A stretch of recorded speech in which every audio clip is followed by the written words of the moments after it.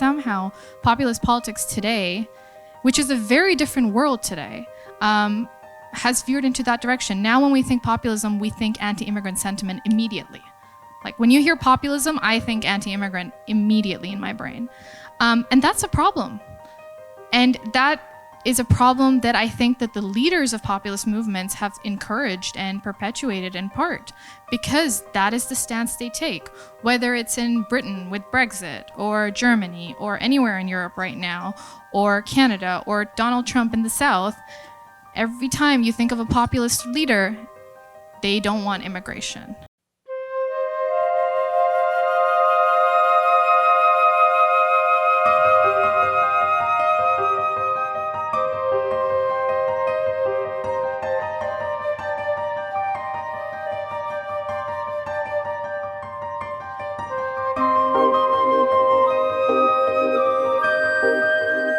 Hi, everyone. It's so great to see you. As you know, this is a very important discussion. I just want to get right into it, and I want to do a show of hands in the crowd. How many people think they fully understand the term populism? They can define it, they can use it in a sentence, they can identify it. Can I see the hands again? Oh, so maybe like, oh my gosh, like 10% of the room. Okay, so this is gonna be a good conversation because I have two guests here today who are gonna dive deep into what populism means, whether it's from the left, from the right, how it looks like in Canada, if it even exists in Canada, but more importantly, talking about populism and how these issues impact the federal election. So my first question to my guests, because I'm having so many feels about the election that hasn't started, but has started, but we're waiting for it to be called, but we don't quite know yet. My first question is, what is one word that you would use to describe the election so far? Poppycock? It's a British slang. It means complete nonsense. And that's how I describe 2019. Okay. We're gonna hold on to that. Yeah, we're gonna unpack that a little bit. David? Bourbon. And why is that?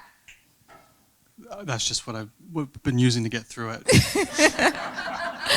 Alrighty. And we still have over a month to go. So how are you gonna get through the rest? More bourbon. Okay, got it. For me, I would say the word is frustrated. Frustrated. Does anybody connect any of the terms on stage? Yeah, right? Because for me, I'm waiting for the election to be called, but also I'm seeing so many issues come to the forefront already. As we know right now, we're in a really critical moment in our country. Anti-immigrant sentiment is on the rise. There are countless polls and research that shows that Canadians overall are starting to distrust government, don't necessarily feel that government is working on their behalf. And then most recently, the organization that I work for, the Broadbent Institute, commissioned a poll that looked at how Canadians are feeling this sense of economic anxiety, or affordability anxiety, as we like to call it. So increasingly feeling as if they just can't get by in life. And when people can't get by, they often look for a scapegoat or someone or something to blame. So my first question, or my second one, is how would you define populism? And what does it look like today? I'm giving this one to David. Okay. On my way over, walking down Yonge, there's a Tim Hortons beside the Starbucks. And I was thinking, maybe we should knock down a wall and just have the event right along the line, you know. That's what people seem to think that populism is. That's some distinction between those who get coffee at Tim Hortons and those who get coffee at Starbucks. That it's a culture war. Fundamentally, it is about a distinction between us and them, between the elite and the masses. That is the typical distinction of a populist movement. Then the question becomes, okay, well, what then? Sometimes it takes a procedural form, which can be quite productive, which is to say, turns power to people through citizens' assemblies, participatory budgeting, through responsive governments and responsive policies. That is a nice, wholesome, productive, sustainable form of populism. And then there's a virulent form, an ideological form that manifests itself sometimes in xenophobic statements, but often in authoritarian tendencies to want to express power through a leader. This is the great irony of certain varieties of populism, is that eventually it becomes about a strongman leader who can interpret and execute the will of the people. No people need apply. Fatima, do you want to elaborate on that? Was that? I certainly hope that wasn't for the strongman theory of populism. There's always a strain in the crowd who are like, that sounds pretty good, actually. Well, I was just going to say it's whatever appeals to the masses, right? Every time there's something in politics that appeals to the masses, we seem to identify it as populism, whether it is a leader or an idea, whether it's like anti-immigrant sentiment or a slogan like for the people. That's what populism is. And for me, I always think about populism as a characteristic or a set of behaviors that a leader undertakes. So there can either be a left-wing form of populism or right-wing form of populism. They take up different ideologies depending on who that person is. So my question leading into that is, how do you see populism manifesting in Canada? As we know, in the 2016 election in the US, we saw Trump rise to power. Many people were confused. How did this all happen? Who did he tap into? What is the voter coalition that got him into office? But we're now in a moment in history in Canada where we're seeing different fractions from the right, different fractions even around the world from the left. So what can we see here in Canada, and how do we actually identify populism as such? Have you guys heard of a man named Doug Ford? I started covering Doug Ford the day he was sworn in. And his rise is interesting because he is meant to be a man for the people, to adopt his slogan. And everything that David said sort of ticks the boxes in Doug Ford's campaign and meteoric rise to power. So one could argue that is, populism taking roots in Canada. And the other obvious example is the People's Party of Canada. First-time party leader in Maxime Bernier, doing everything you'd expect from a populist party, whether it's perpetrating anti-immigrant sentiment, doing it through slogans, and sort of, big speeches that really don't say anything. Those are the two examples. And they're fairly recent. So I think it's too soon to say that populism has, grasped Canada super tightly, but something's starting, something's bubbling. Yeah, populism has been around since before Confederation. I think you've had a question about the histories, right? So I don't want to step on that question. I'll wait. But it's certainly currently present. Now, there is data to suggest as much. So Samar released a report, Samar Canada, a great research organization who works on democracy in Canada, released data that suggested populism does exist in Canada. It's fairly muted. It's elite-led. It isn't grassroots. It is typically Canadian in the sense that it starts with elites who are rabble-rousing. How do you define elites? Political elites, elected folks, people who work for parties, strategic actors who have an interest in mobilizing people through populist sentiment. Now, so there is some of that. It does exist, but again, elite-led. There are plenty, as Brittany mentioned, polls that suggest that people are growing increasingly distrustful. So there's a growth in distrust. There's some numbers out right now from SFU, who's working on a democracy project that has all kinds of data on this. But also, Andrew Potter argues that regionalism is the populist expression in Canada. Is that to the extent that populism exists in Canada and long has existed, it's manifest primarily in regions battling one another and regions battling the federal government. I find that pretty compelling.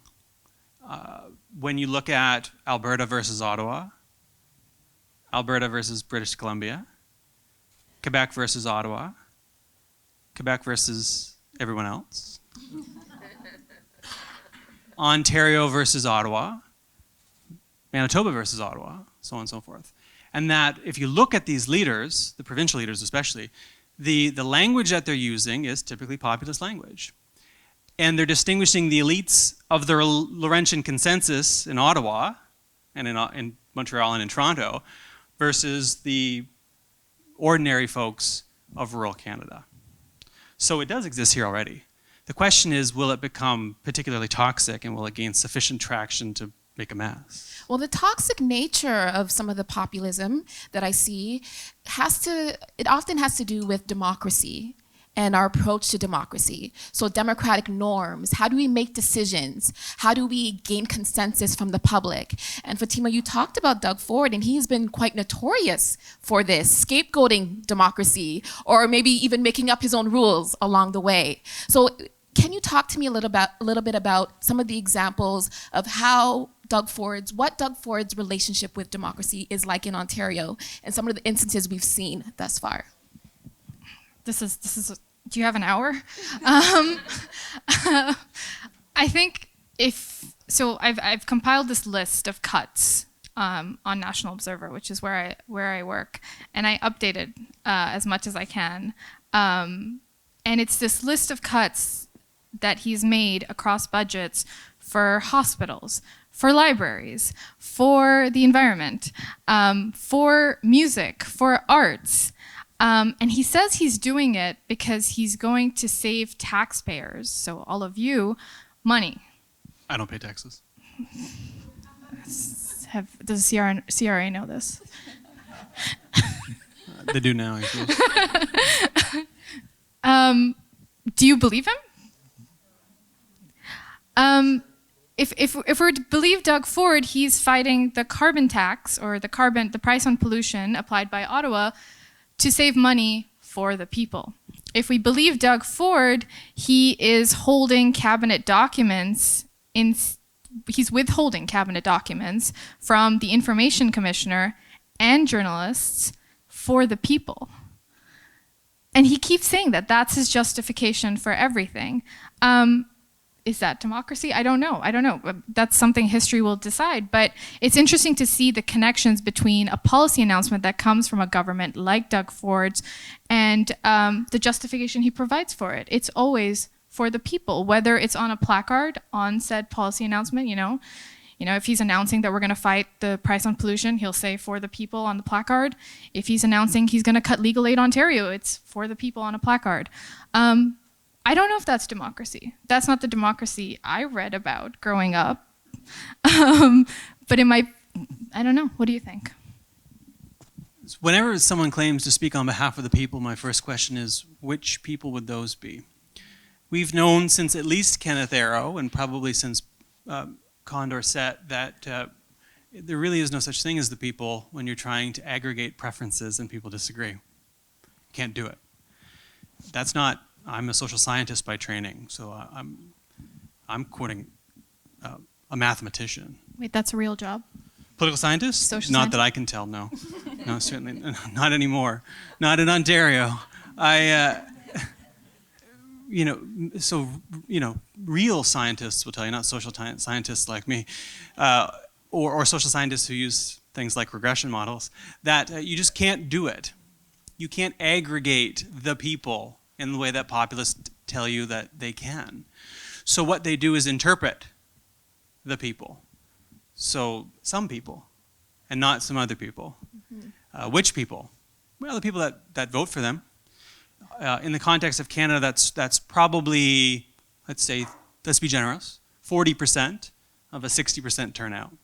Now, as a social scientist, I don't know what that ultimate number that is, but I'm sure someone in the audience can do the math. It's a small fraction of the actual general population. So there is no people. There are disparate groups who are battling for resources and outcomes. And that's a form of democracy. That's pluralist democracy, where different groups battle out with one another to try to get what they want from a government. But in our society, market-driven, liberal, it's what we would call biased pluralism. Some groups have more power than other groups. Some groups seem to get what they want often. Other groups seem to almost never get what they want. And in the United States, there was a paper by Gillens and Page who found that they studied policy outcomes in the United States from 1970 to 2000 and found that 90x% of the time it was wealthy economic elites that got what they wanted and everyone else got squat. Now that's a version of populism for some and democracy for some, but certainly not for me. Yeah, and it's interesting that you bring that up because as we know, democracy doesn't work or democracy as it is doesn't work for a lot of people, right? And often we think about democracy in terms of voting or taking action during an election, or even some of those who are quite eager and attend deputations or email their MP, contact their local representative. But democracy should be so much more than that. And when we have a system of democracy that has been quite uneven for some time, it's very easy for it to get exploited, or to be used, or to be manipulated. So populism really raises the question around, what is democracy? What is our role in democracy? What should we be doing as citizens when it comes to an election, or even in between elections, and how do we ensure our democracy stays intact? So that leads me to my next question around institutions. Democracy is made up of the people, but it's also made up of institutions, bodies, a set of rules that exist within it.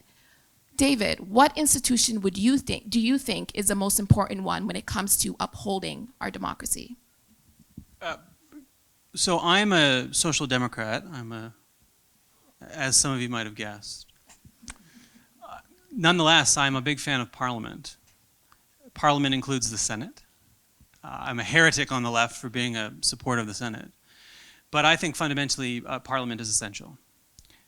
And specifically, parliamentarians who exercise discretion and forbearance. There are things in a democracy that you as an official can do but shouldn't do.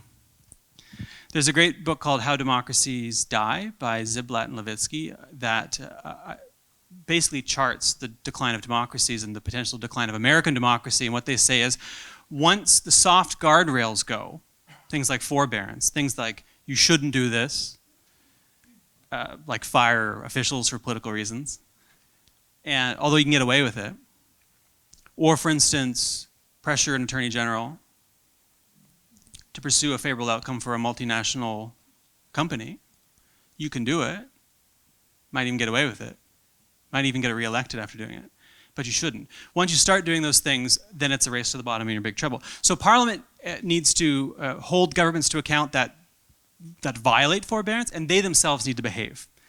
And that includes people like Maxime Bernier, who needs to behave himself, quite frankly, because we're playing with live ammunition here. The stuff that you do, the stuff that you say, online, offline, the messages you send out to a population have consequences. Catherine McKenna, the environment minister, now needs a security detail because of threats. It is the most anti-democratic thing I can think of when a minister of the crown requires a security detail because of thugs riled up by other thugs who are harassing her, intimidating her, and threatening her and her children. There's nothing lower than that. So ultimately, it's up to parliamentarians to send the right message. Parliamentarians and their staffers, because they shouldn't be able to launder it through staffers either. Mm-hmm. And Fatima, I'd love to hear the role that the media should play. Well, I was going to say I'm the most important institution to protect democracy. It's me. I am. You should protect me. The thing everyone remembers about Doug Ford when he came into power is that the first thing he did was he announced that he was going to fight the price of pollution. The thing that I remember, or my colleagues remember, is that the first thing he did was create his own media team called Ontario News Now. And that was a sort of, methodological. It's a mix of methodological and diabolical. Okay, you understand me. You understand me, David. Thank you. You have my back, thanks. I get you. But it was a very planned out messaging system that the Ford government created for itself that, meant that they don't need media. That was the message they were giving out by creating it implicitly, even though explicitly they said, no, of course we're going to work with the media. But I can tell you, I have asked them many questions that I have heard zero responses to. So have my colleagues. We have, put in access to information requests for information that we're still waiting on because they're withholding it or because they're refusing to let it out. I've had the strangest requests from the government, and I always get the same responses on any topic. If it's price on pollution, it's we believe the carbon tax is going to hurt, is a job-killing carbon tax, and it's going to hurt the people of Ontario. If it's legal aid, we want legal aid to become more efficient for the taxpayers of Ontario. It's the same message no matter how many times you ask about it. So if democracy is going to thrive, you need a media that can access its government, that is able to ask your government hard questions and report back to you. Because media is the bridge between parliamentarians and all of you. So that's the most important institution. And one thing we often forget is that media is an institution that was fought for, right? It was birthed out of democracy to be able to hold elected officials account, being able to ask our elected official questions and to disseminate that information to the public. And so easily, as we've been moving forward kind of in our current political moment, media is beginning to be sideswept as if it's something to be taken for granted. But that leads me to think about the gaps that media often has. The underreporting in a number of different communities. We're gonna have questions at the end? Yeah. The underreporting in a number of marginalized communities, the misinformation that can often come from media, or how they cover an issue, the insensitivity or the wrong use of language. So how do we also respect media as an institution, but also hold it to account? How do we do that? Again, do you have an hour? We are an important institution, but we're not perfect. I think, I'm going to talk about Maxime Bernier, and I'm going to talk about his ads as an example. And my unpopular opinion is, do you know the ads that I'm talking about? So Maxime Bernier put up ads across Canada, or just Ontario? Somewhere. He put ads somewhere that said, end mass immigration, put an end to mass immigration, had his photo on it, and People's Party of Canada. Everyone was outraged. Everyone wanted, that ad to come down. To play devil's advocate, he didn't say end immigration. He said end mass immigration. That is an election issue. How much immigration do we allow in Canada? How much, are we creating the right systems for entry and exit for these immigrants? Are we helping them when they arrive here? Do we have enough capacity to have more? That is an election issue. That is an issue Canada should talk about with nuance. And I can say this because I am an immigrant, by the way, so I'm in my full right to say this. But media didn't talk about that. We all went straight to shut it down. How dare this ad go up? How did it go up? Who funded it? But we never really talked about the message on the ad. So we make mistakes. We forget the nuances. And part of it is because we're shrinking. You guys aren't subscribing. You're not paying me enough. So we're losing some weight, and we're not able to do it. But I think for a long time, every time something populist related happens, we kind of look at it like the zoo animal. And we're like, oh my God, this is weird, let's cover it. And we forget that it's actually a nuanced being that came about from some sort of circumstance or ideology that we failed to talk about. And we failed to educate them or inform them to shut down. And I'm speaking personally and not for the entire institution of media in Canada, disclaimer. But I think we need to do better in that regard. We need to really go into the gray and go into the nuance and not wait until it comes to the point where we just need to shut it down. We need to talk about it as it's emerging. We need to figure out what's happening and get to the root of it. And I guess it goes back to the point around our need or how necessary it is to strengthen our institutions, right? And in order to avoid it being misused or manipulated. And media as an institution is so integral to our democracy, disseminating information and also ensuring that we hold our elected officials account. So on the topic of Maxime Bernier, he is a very controversial figure, a new party. He is vying for votes. I would like to hear from David. Do you think that Maxime Bernier should attend election debates? How much space should he be given, considering that a lot of his views have become, as Fatima has mentioned, quite controversial? More information isn't always better information. There's only so much that the human brain can handle at one time. There's are better or worse formats for delivering that information. I don't think we should silence Maxime Bernier, but I think him and his party are a clown show, and I don't think we should give them any more attention than they absolutely must. He's polling at about 3%. I think he deserves about 3% of our attention. And I don't think that's sufficient for the debates.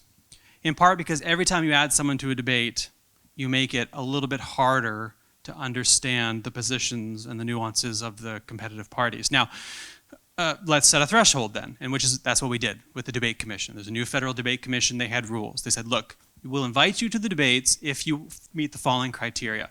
He doesn't, so he doesn't get to show up. He's a great lover of freedom. I have to give him some credit, as he's fairly consistent on that. So he can go hand out flyers, he can run rallies, he can do whatever he wants, but I don't think we ought to let him on the stage at 3%. Now, if it was 10%, we'd have a different conversation. Mm-hmm. So again, I mean, there's a great, I'm going to spend tonight recommending other people's books, which my publisher loves. When I take my scarce time and recommend that you read other people's books.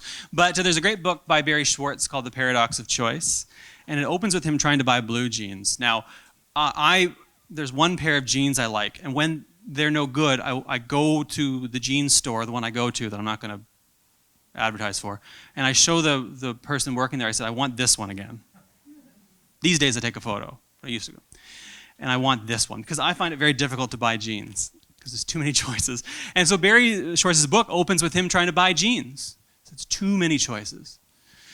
That's true in democracy as well. At some point, you actually get diminishing returns the more information you get. So we need to be very, very careful about how we protect our diminishing returns. So I don't think Bernier meets that threshold of being taken seriously. Now, before we talk about some of the big issues that will be on the forefront of this election, I kind of want to gain a feel of the crowd. Do people think they better understand the term populism as the conversation is unfolding? Okay, so my question and kind of what I want to explore is, when does populism become negative? When does it become not productive to society? When does it become hurtful?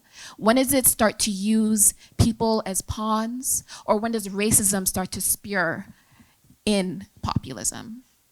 I know that's a bit of a complex question, but as we know that populism can have good elements, it can have bad elements. But how do we spot it when it's becoming a negative for society? Yeah, so populism, as I mentioned before, has been in Canada for longer than Confederation. It first really came onto the scene in the 1830s. Not many people know this, but there was a revolution in Canada very briefly. It started near here, as a matter of fact. It lasted for 15 minutes, and then half the folks fled, and the other half were captured and killed. It was led by William Lyon Mackenzie. And there was also a populist movement on the French side from Louis-Joseph Papineau and his Patriotes. So we come by it honestly. These are people, though, who were fighting against the Chateau clique and the family compact. They were pushing back against the elites of their time, fighting for representative democracy and responsible government, things like that. There is a strand of populism that is about bringing people inside to productively self-determine, which is powerful. Now, if the populist message is we want participatory democracy, we want institutions that bring people in, we want responsive government that listens to people, not the whims of the mob, but that listens in the long run to what people want and make sure that public policy matches that. That's responsible populism, I think. When it becomes, we're really angry, we're pissed off about something, couldn't tell you what, but we know who to blame, then it becomes a problem. So it turns toxic when it is driven by an anger that gets manifest in opposition to elites writ large and then specific groups, immigrants, for instance. Because that's blind rage. Now, we should pay attention to that rage because it's coming from somewhere. People are upset for good reasons. I think it's affordability and alienation. But that's when you need to talk about how you create institutions to bring people back in. And I think if I can own my social democracy a little bit now, when populism then becomes something politicians take seriously by saying, we hear you, we're going to make affordability a serious issue, we're going to make pharmacare an issue, we're going to talk about a guaranteed basic income, we're going to talk about national child care, we're going to talk about affordable transit, we're going to talk about affordable housing, then populism all of a sudden is very powerful because it is about bringing people back in and leveling out the playing field so that people who feel like they might not have a job tomorrow, they don't know what to make of the new economy, they don't know if they can put their kids through school or if they can own a home, they start to generate some security. But that requires politicians to get it, and also requires politicians to raise taxes. Before Fatima answers, I do want to touch on a note that David said. I think what's really important is that we need to distinguish between populism and blatant racism. So often populism is used as a shield to hide actual racist tendencies and anti-immigrant sentiment. So I think that's something that we need to bring and have more nuance into the conversation. Economic anxiety, of course, exists.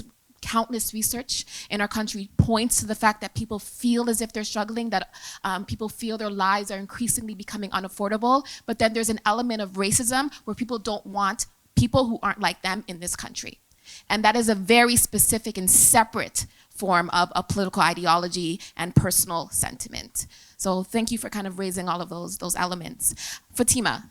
Well, I was just going to add briefly to David's remarks by saying, so I'm from Pakistan, which is has a history of populist politics.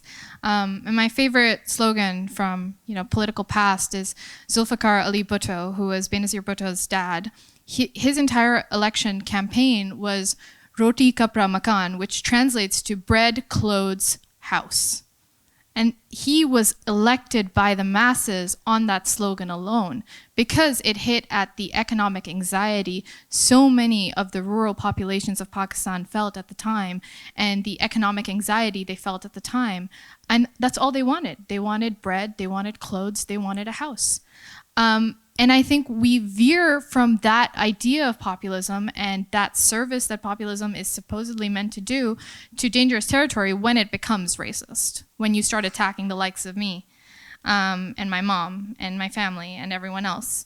And that's where it's not even a fine line. It's like on the other end of the spectrum, but somehow populist politics today, which is a very different world today, has veered into that direction. Now when we think populism, we think anti-immigrant sentiment immediately. Like when you hear populism, I think anti-immigrant immediately in my brain. And that's a problem.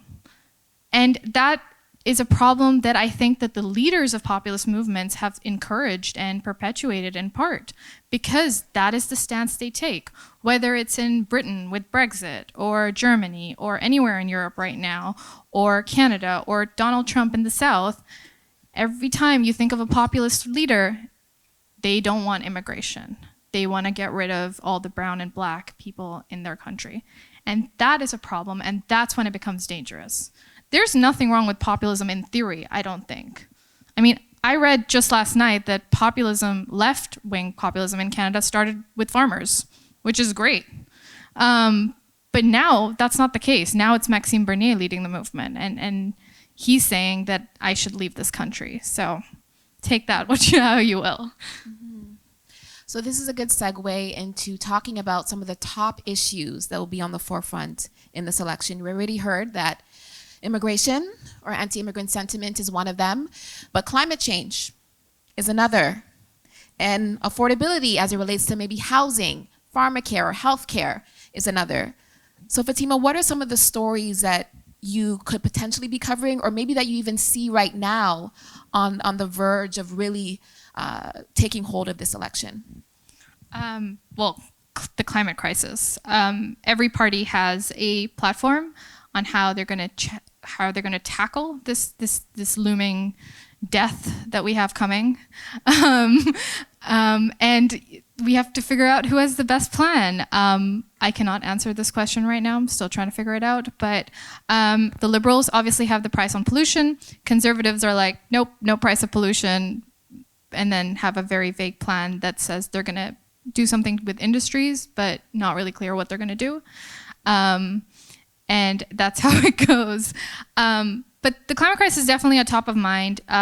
We interviewed Catherine McKenna 2 weeks ago and asked her if she felt she did everything she could, and she said yes, but then they also bought pipelines, which is also going to be an election issue. So keep that in mind. Immigration, for sure. Affordability. I would also say healthcare. And there's also some lesser talked about topics like carding that the NDP is making a federal issue that I find fascinating. So there's lots going on. Climate is one of my favorite issues to think about in terms of populism, because when you ask people, do you want to do something about, so let's do this.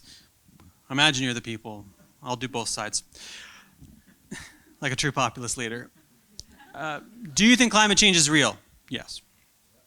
Do you think it's a problem? Let them vote. No, I'm doing both sides. Oh, got it. I'm the populist firebrand who's interpreting the will of the people.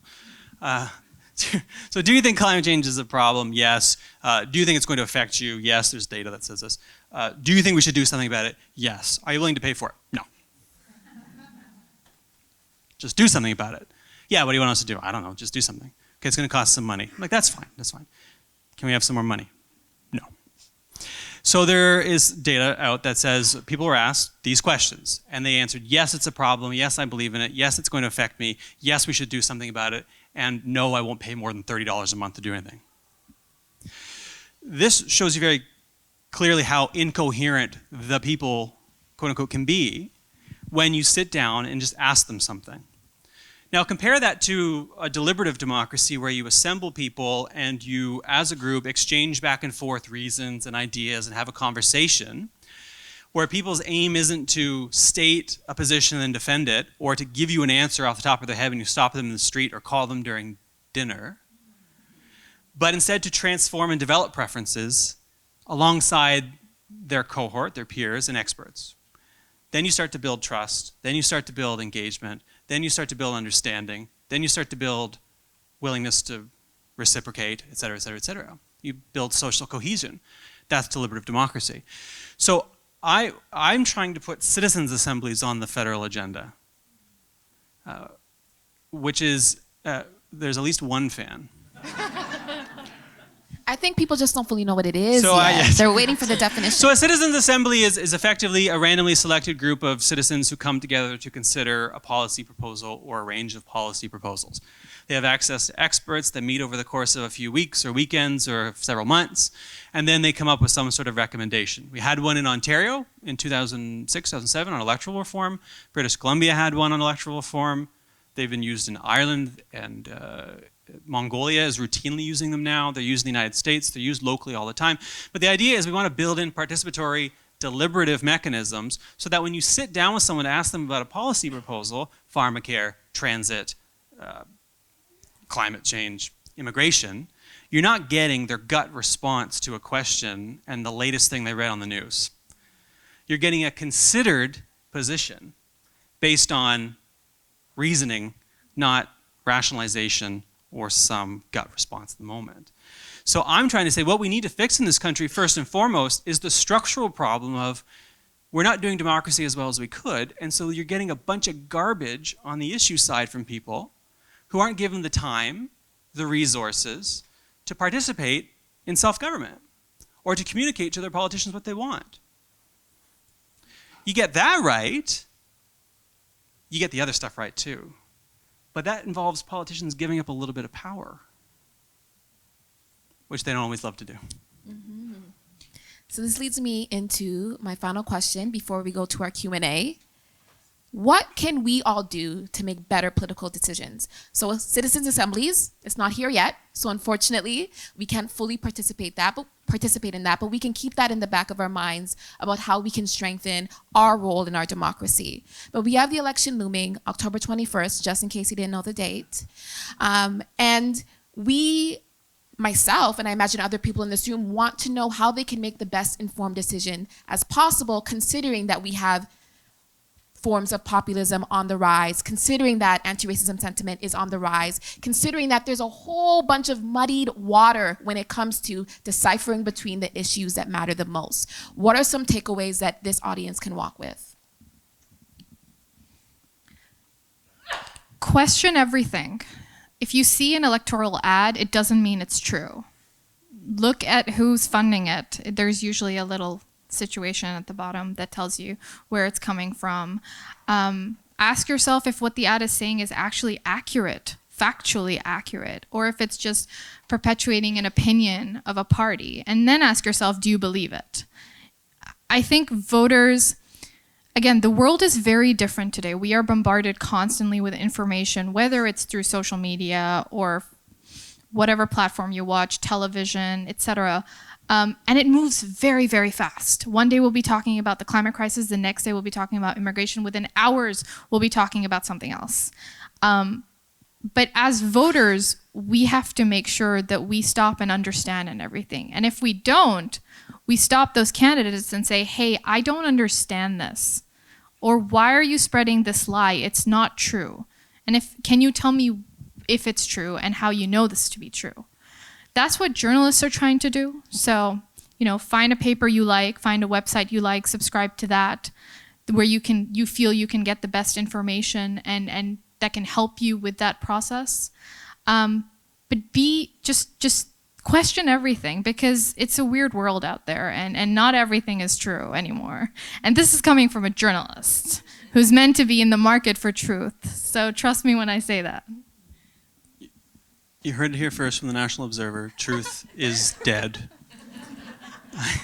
They're going to put this on internet. I'm going to get in trouble. The National Observer is a good example of an organization that has sprung up from the changing media landscape that gives me hope in media.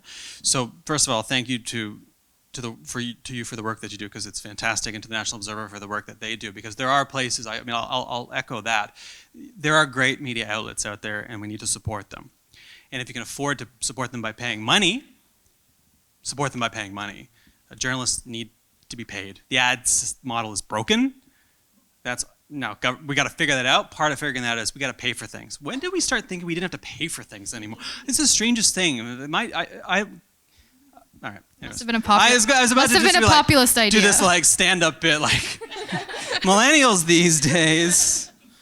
But I'll say this. So I am convinced that we are no more naturally able, out of the womb, to make a good political decision than we are to hit a fastball.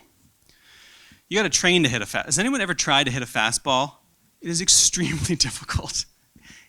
It's in the name. It moves very fast. And so you've got to build skills. You've got to build capacity to do better. That applies to political decision making in the same way it applies to any skill. So I've written a book about all of that stuff. So I would say recommendation one is buy the book. Or borrow it from the library. Or steal it. I don't know. Nobody wants to pay for it anymore. But get a hold of the book. Don't steal. I don't want to be. Is anyone a lawyer? Am I on the hook for that? Don't steal it. Buy it. Borrow it. But please do read it, because at least the last third, which is where I offer a program for how we as citizens and how governments can encourage better political decision making. But I'll give you one of them. Surround yourself, to the extent that it's possible, with people who will disagree with you in good faith. That second bit is very important. It's very easy to find people who will disagree with you. I find them all the time, sometimes in my own house. I get a text from my mom. It's harder to find people who will disagree with you in good faith, but if you can do that, do it, because what they will do is, in a very gentle, loving, constructive way, kick you off of cognitive autopilot. It's very easy to spend your days rationalizing. It's very easy to never question, as we've been told, question everything. It's very easy to ignore that because we want to feel good. We want to feel comfortable. We don't want to feel uncomfortable. Our days are hard enough. We don't want to get home after a long, hard day and someone says to you, why do you think immigration's too high? Here's the thing. Tell me what you think the immigration rate is. The next time you meet someone who's against, say, welfare rates or immigration rates, ask them what they think the rate is. Ask them what they think it should be. And you know what? 9 times out of 10, they're going to give you a number that's higher than what it really is. I think it's 50% and it should be 20%. It's like, it's 3%. So you actually want an increase of 17%, right? We find this in research all the time, because people have an impression of something, but they don't really know what it is.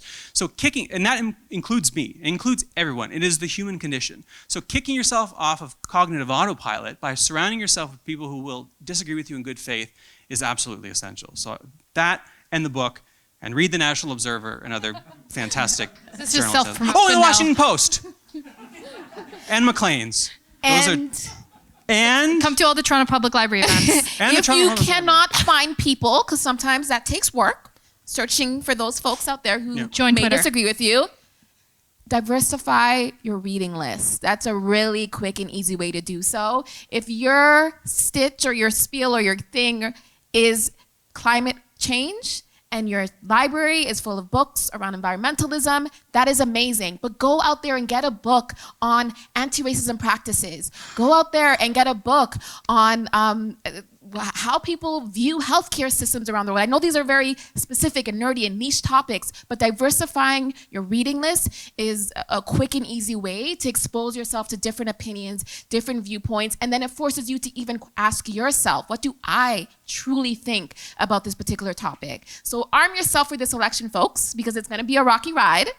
We already have headlines and on views that I shall not name that are already making some headway, but it's going to be a really critical one. So information is key.